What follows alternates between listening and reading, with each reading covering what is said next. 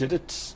They asked me to do it, and I actually didn't know how to cook, so I said, no, I'm not going to do it. And my then manager said, no, you've got to do it. Yeah. And that's why I entered. And then I ended up winning. So nice. It was fantastic. It was a life-changing thing. Nice. Yeah.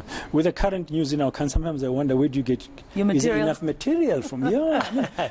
I think there's enough material in the country, but I mean, it's it doesn't necessarily mean that comedians are going to talk about what's happening. Most of us just talk about our kind of personal lives. You do get political comedians, but I mostly talk about me and myself. Yeah. What's funny about you? Everything. No, like, I mean, I, for example, by mistake, I think I'm getting old now, so at some point I managed to find myself on the committee for the Residents Association for my neighborhood. Like, who does that? Like, why? And so discussing what happens there and complaints. And the complaints, the WhatsApp groups, the craziness. Yes, potholes. Oh, you know about theirs as well. Yes, I do. Are you also on the Residents Association? I want to move on from that because I don't want to say that I'm old. I'm moving on from that. Okay, let's talk about something else. So, you said you couldn't cook, but you were on MasterChef.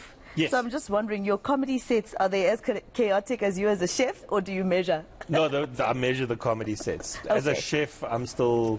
I actually qualified, believe it or not. I went to the HTA School of Culinary Arts during lockdown, and I got a proper chef's qualification now. Nice. Wonderful. But I'm still chaotic. All right. Well, what's your process of coming up with material, comedy?